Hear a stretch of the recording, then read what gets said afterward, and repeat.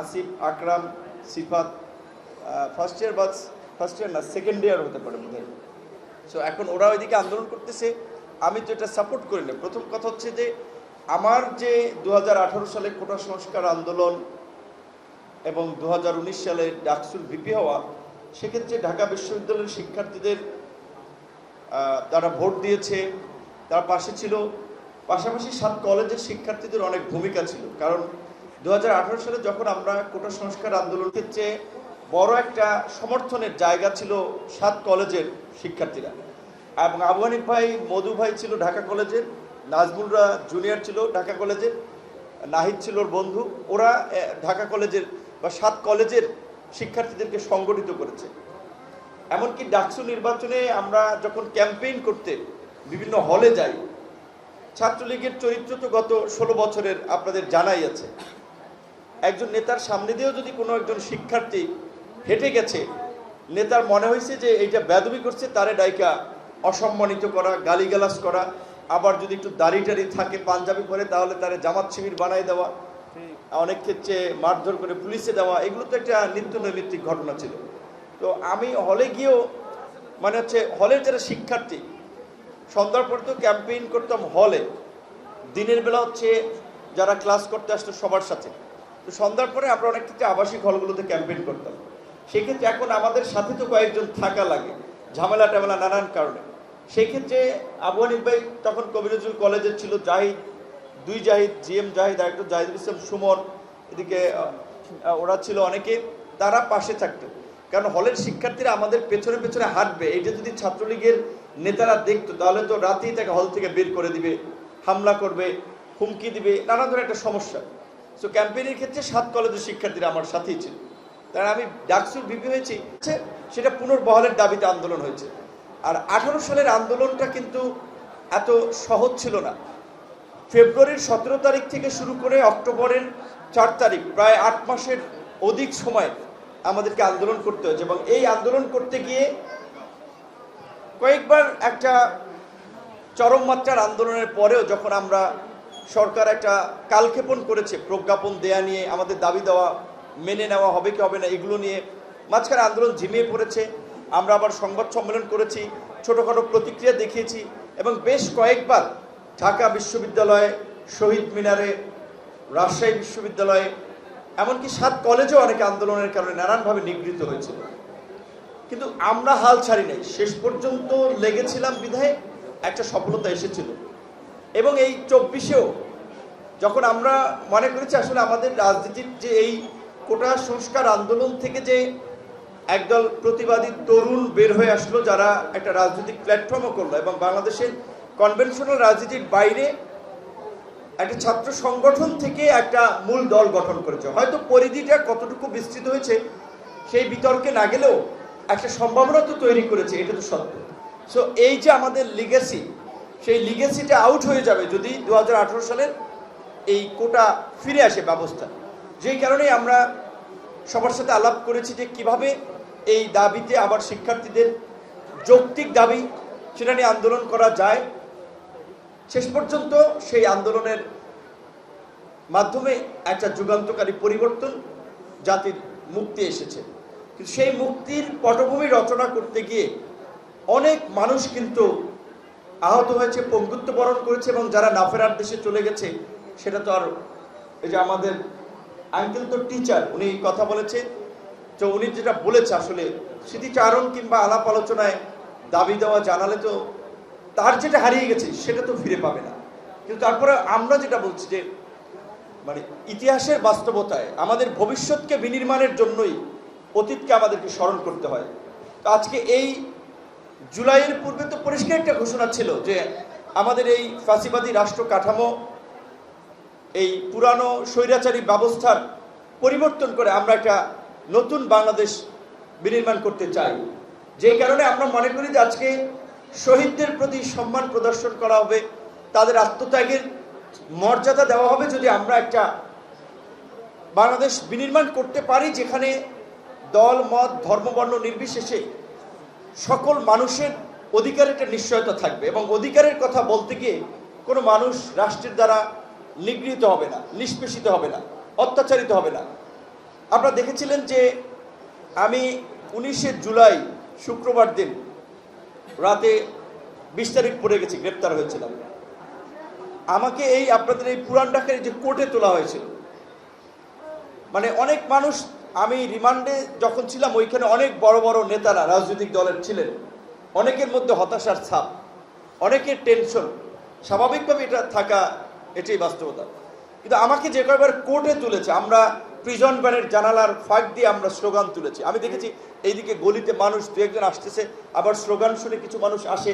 এমনকি আদালতে যখন আমাকে তোলা হয়েছে, আমার একটা পোলো শার্ট ছিল, আমি কিন্তু খুলে আমি কিন্তু বিচারককে দেখিয়েছিলাম যে আমার তো এমনিতেই শরীরে ব্লাড জমে আছে, এগুলো কালো রক্ত, এইখানে যদি আবার রিমান্ডে এর মধ্যে মারে তাহলে তো শরীরে ইনফেকশন হয়ে যাবে।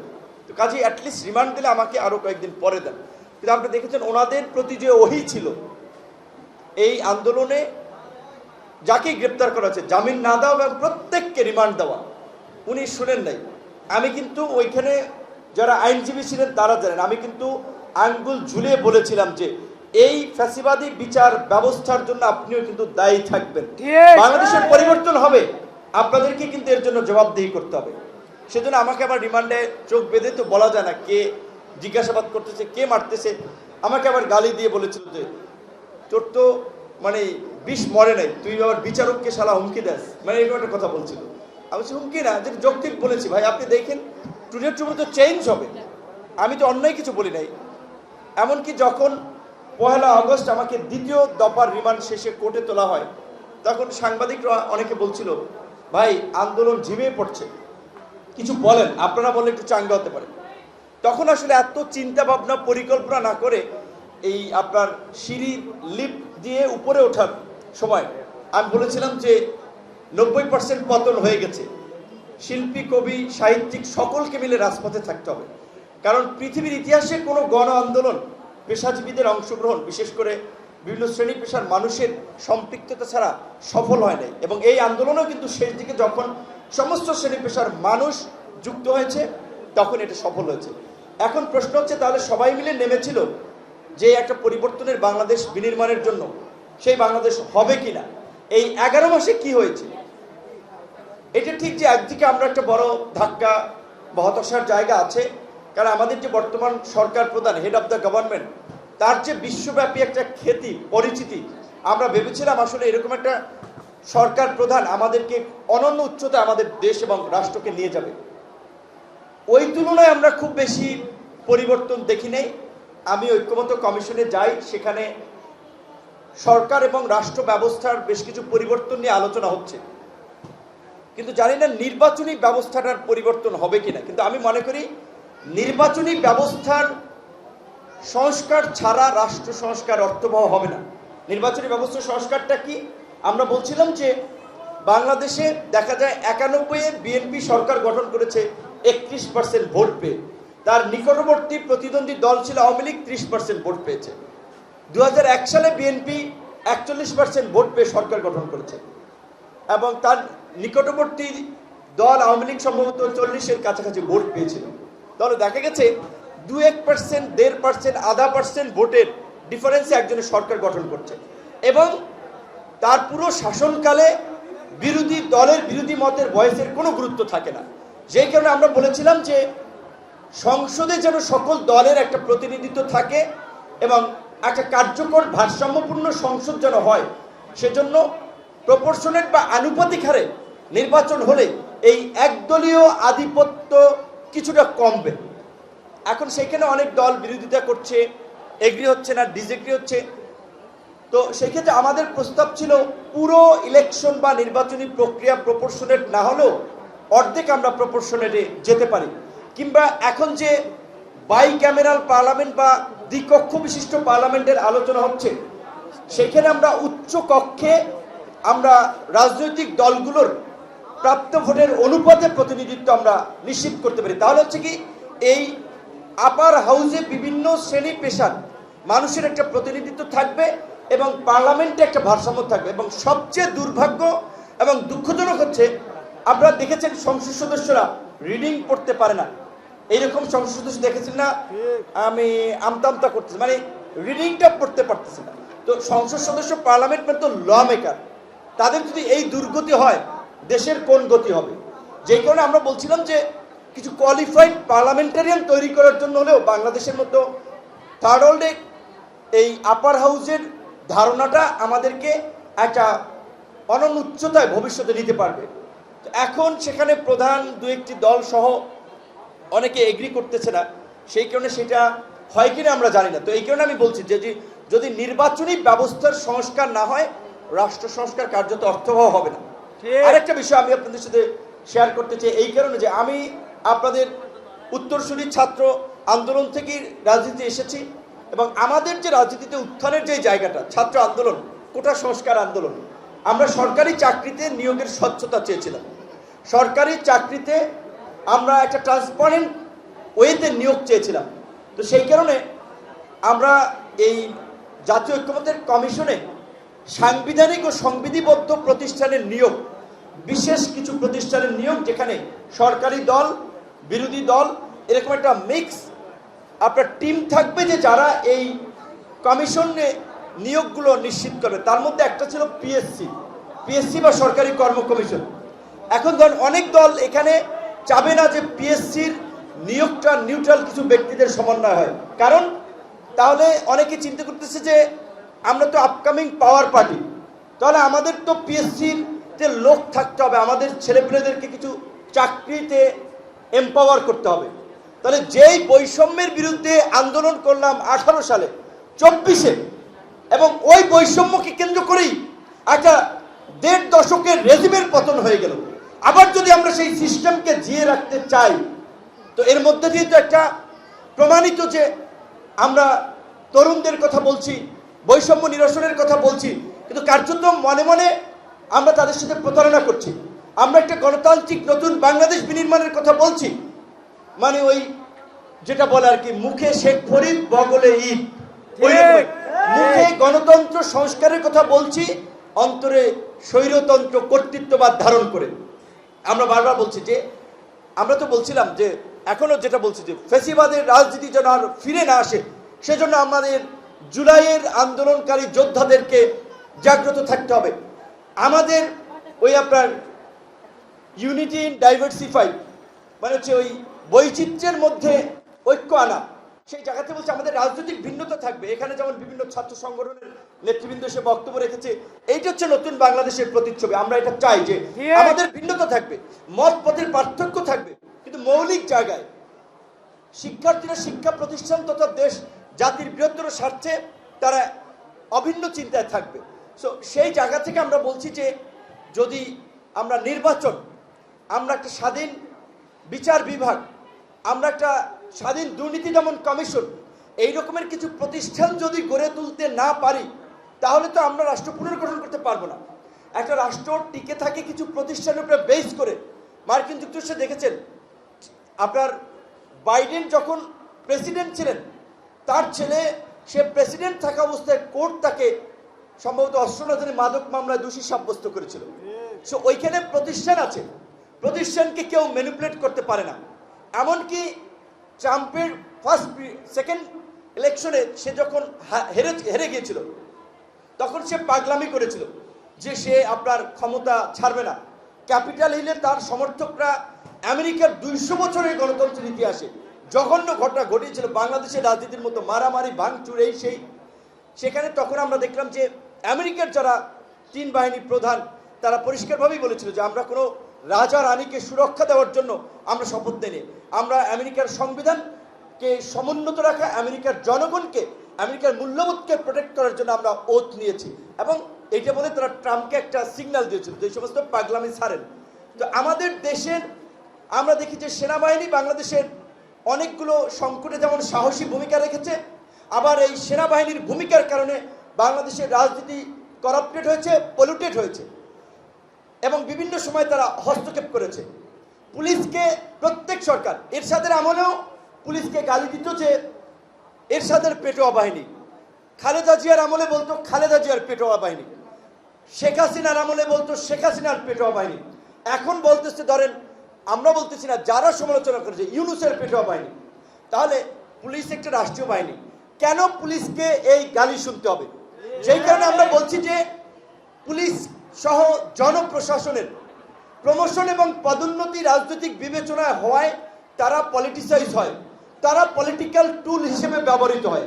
কাজী পুলিশ এবং প্রশাসনে তাদের জন্য প্রমোশন এবং পদোন্নতিতে রাজনৈতিক হস্তক্ষেপ না থাকে একটা স্বাধীন কমিশনের মাধ্যমে তাদের তদারকি করতে হবে এবং তারা জনগণের প্রতি দায়বদ্ধ থেকে তারা দায়িত্ব পালন করবে। তো এইভাবে আমরা প্রতিষ্ঠানগুলোকে, আইন শৃঙ্খলা বাহিনীকে যদি গড়ে তুলতে না পারি তাহলে তো জেইলেও সেই কদু হবে।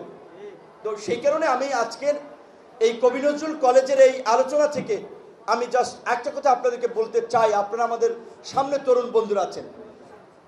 2008 সালে যখন ইন্ডিয়ান ব্লু প্রিন্টে আওয়ামী লীগ এখানে ক্ষমতায় আসে, আমরা তার সাফারার হয়েছিলাম গ্র্যাজুয়ালি সবাই। প্রথমে ছিল বিএনপি, পরে প্রথম জামাত যুদ্ধাপরাধীদের বিচারে ফাঁসির মাধ্যমে, বিএনপি রাজনৈতিক দল, তারপরে আমরা সিভিল পিপল কিংবা ছাত্ররা আমাদেরকে একটা দাস বানিয়ে রেখেছিল। কাজে আজকে 50 বছরের এরকম একটা সুযোগ পেয়েও যদি আমরা এই দেশকে পুনর্গঠন করতে না পারি, আমরা যদি আমাদের রাষ্ট্র ব্যবস্থাকে একটা জবাবদিহিতার মধ্যে নিয়ে আসতে না পারি, তাহলে আবার আমরা এই গোলামীর দাসত্বের মধ্যে পড়ে যাব। তাই আপনাদেরকে বলবো, রাজনৈতিক মত পথের ভিন্নতা থাকা সত্ত্বেও মৌলিক জায়গায় আমাদেরকে ভয়েস রেজ করতে হবে, আওয়াজ তুলতে হবে। আজকে প্রফেসর ইউনুস স্যার যখন বললেন ছাত্ররা আমার নিয়োগকর্তা, এটা ছাত্রদের জন্য একটা বড় পাওয়া। ছাত্রদেরকে দেখেন, মানুষ এই পরিবর্তনের পরে দেবতার কাতারে নিয়ে গিয়েছিল।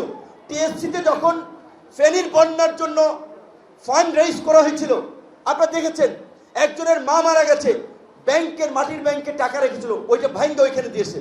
আরেকজনের সঞ্চয় ভেঙে এই নতুন বাংলাদেশ বিনির্মাণ করার জন্য চেক নিয়ে গেছে, নগদ ক্যাশ টাকা নিয়ে গেছে। ছাত্রদের প্রতি মানুষের কি পরিমাণ আস্থা এবং বিশ্বাস ভরসা ছিল। এমনকি এই জুলাইয়ের গণ অভ্যুত্থানেও, যেটা আমি অনেকবার বলি রাজনৈতিক দলগুলোকে, আপনারা 50 বছরে বাংলাদেশকে রাষ্ট্র হিসেবে বিনির্মাণে ব্যর্থ হয়েছেন। আপনাদের পলিটিক্স ফেল করেছে, যেই কারণে নিউ জেনারেশন ইমার্জ করেছে। তারা আগামী নতুন বাংলাদেশ বিনির্মাণের জন্য নতুন পলিটিক্স দিতে চায়, নতুন লিডারশিপের মাধ্যমে।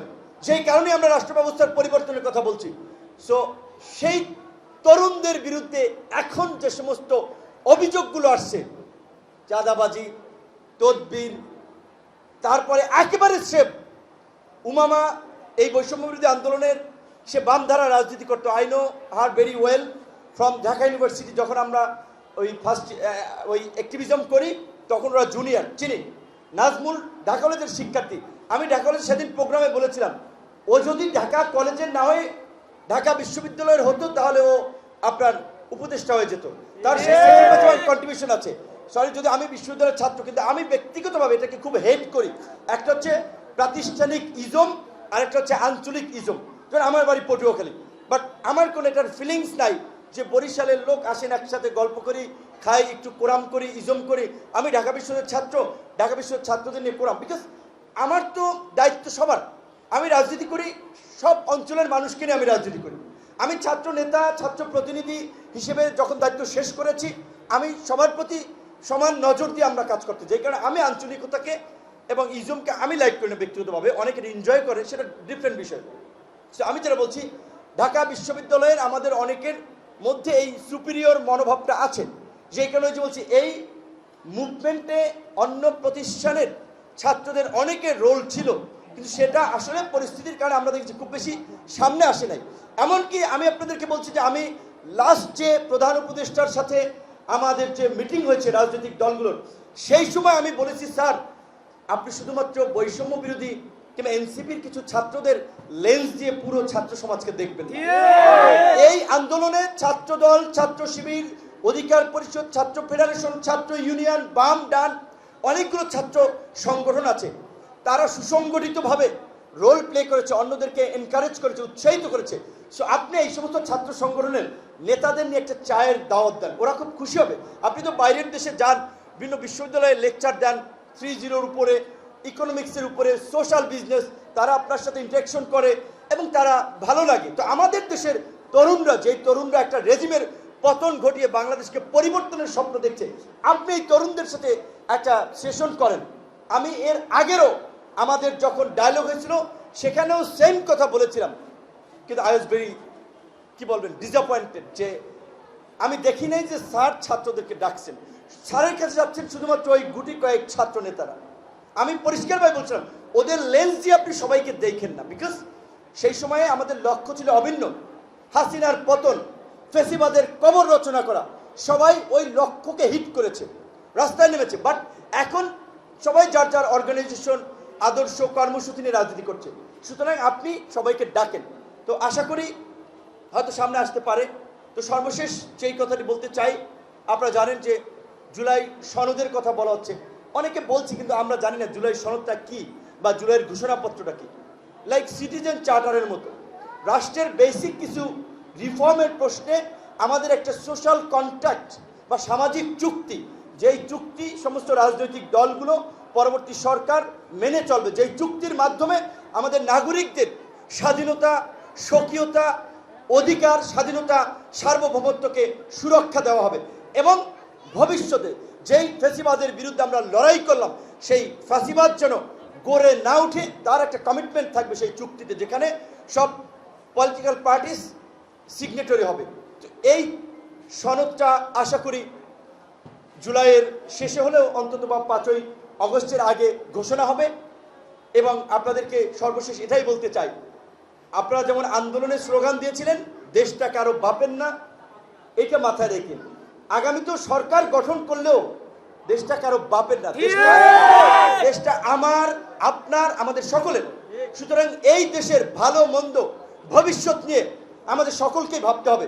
এবং সেই ক্ষেত্রে সবসময় পৃথিবীর সমস্ত ইতিহাসে তরুণরা যেভাবে রাজপথে নেমে এসেছে, তরুণরা যুগে যুগে কালে কালে ভাষা আন্দোলন দেখেন, ৭১-এর মুক্তিযুদ্ধ বলেন, ৯০-এর স্বৈরাচার বিরোধী আন্দোলন বলেন, সমস্ত গণতান্ত্রিক এবং ঐতিহাসিক প্রেক্ষাপটে তরুণরাই কিন্তু বারবার বুকের তাজা রক্ত ঢেলে দিয়েছে। কাজে আজকে সুযোগ এসেছে সেই তরুণদেরকে লিডারশিপের মাধ্যমে আগামীর বাংলাদেশ বিনির্মাণ করার। অনেকে বলতে পারে ভাই পোলাপানের বয়স কম, অল্প, এরা কিভাবে এমপি হইবে, তারা কিভাবে এটা করবে। আমি আপনাদেরকে বলবো আজকে আপনি গুগল সার্চ করেন অথবা ইউটিউবে যান, আমেরিকার প্রভাবশালী একেবারেই জর্জ ওয়াশিংটন থেকে শুরু করে এই আপনার বিপ্লবের নায়কেরা, রাষ্ট্রপ্রধানরা, যাদের বয়স দেখবেন 30-এর নিচে অনেকে, এমনকি আমাদের মুক্তিযুদ্ধে যে 7 জন বীর শ্রেষ্ঠ, বিএনপি আজকে একটা রাজনৈতিক বৃহৎ দল না, তার প্রধান জিয়াউর রহমানও 34 বছর বয়সে ওই আপনার সে সময় মুক্তিযুদ্ধের ঘোষণা দিয়েছিল। শেখ মুজিবুর রহমান সে সময় যেহেতু মুক্তিযুদ্ধের অবিসংবাদিত নেতা, on behalf of Sheikh Mujibur Rahman সে ঘোষণা দিয়েছে। এখানে একটা কথা একটু বলে রাখা প্রয়োজন, নোকতা দিয়ে প্রয়োজন, নাহলে আমার বিভ্রান্তি ছড়াইতে পারে যে বিপিনুর শেখ মুজিবুর রহমানের কৃতিত্ব গায়ে গেছে কবি নজরুলে। ভাই ইতিহাস থেকে আমরা কারো নাম মুছে ফেলতে পারবো না। আমার সাথে আপনার অনেক ইস্যুতে ডিসএগ্রিমেন্ট থাকবে। ৭২-এর আগের শেখ মুজিবুর রহমান আর ৭২-এর পরের শাসক কিংবা রাষ্ট্রপতি শেখ মুজিবুর রহমান এক না। কাজী ওই মুক্তিযুদ্ধের ৭২-এর আগ পর্যন্ত শেখ মুজিবুর রহমান অবশ্যই বাংলাদেশের অবিসংবাদিত নেতা ছিলেন। তাকে ছাড়া বাংলাদেশের ইতিহাস লেখা সম্ভব না, এটা আমরা ডিনাই করতে পারি না। আমরা হাসিনার ফ্যাসিবাদকে সমালোচনা করছি, সেটা পতন ঘটিয়েছি। বাকশালেরও আমরা সমালোচনা করছি, তার জন্য আমরা যদি জড়িত থাকে তাদের বিচার দাবি করছি। কিন্তু আমরা ওই ঘৃণ্য ইতিহাস কিংবা ইতিহাসের একপাক্ষিক বয়ান বা এককেন্দ্রিক বয়ান আমরা নির্মাণ করতে চাই না, সকলকে এক্সক্লুড করতে। যার যেখানে যতটুকু অবদান সেটা ইতিহাস বলে দেবে। তো আমি জাস্ট এইটুকু বলছি এই কারণে যে মুক্তিযুদ্ধের আমাদের যে 7 জন বীর শ্রেষ্ঠ থেকে শুরু করে সেক্টর কমান্ডার্স, এমনকি মুক্তিযুদ্ধের যাদেরকে 4 খলিফা বলা হয়, ছাত্র নেতা নুরুল ইসলাম নাহিদ সাবেক শিক্ষামন্ত্রী ছিল, তখনকার ছাত্র ইউনিয়নের নেতা, ইউটিউবে যান ভিডিও পাবেন, ছাত্র নেতা তারা আগরতলায় প্রেস কনফারেন্স করে, ইংরেজিতে সে সময় খুব বেশি লোক বলতে পারে না, সে বিদেশিদেরকে বয়ান করছেন, মানে বাংলাদেশে কি হচ্ছে এটা। সো এই তরুণরা কিন্তু এমনকি ওয়েস্টের অনেক দেশের রাষ্ট্রপ্রধানদের বয়সও থাকে অন অ্যান অ্যাভারেজ বিলো 40। সুতরাং আমি এইটুকু বলবো যে এই যে আমরা বাংলাদেশের কে পুনর্গঠন করার জন্য তরুণরা যে সুযোগ পেয়েছে, হ্যাঁ কিছু তরুণ যারা বিতর্কিত কাজ করেছে তারা বিতর্কিত হবে, বাট আমরা করি নাই, আপনি করেন নাই, আপনার আমার তো দায় নাই।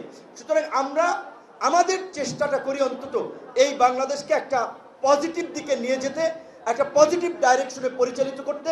তার জন্য আমি অনুরোধ জানাবো সরকারকে, এই সরকার জাতীয় নির্বাচনের আয়োজনের পূর্বে সমস্ত কলেজ বিশ্ববিদ্যালয়ে ছাত্র সংসদ নির্বাচনের মধ্যে দিয়ে যেন তরুণদের রাজনীতিতে আসার কিংবা প্রাতিষ্ঠানিক নেতৃত্বের একটা সুযোগ করে দেয়। কারণ ছাত্র সংসদ যদি থাকে, মেধাবীরা, শিক্ষার্থী বান্ধব তারাই নেতা হবে।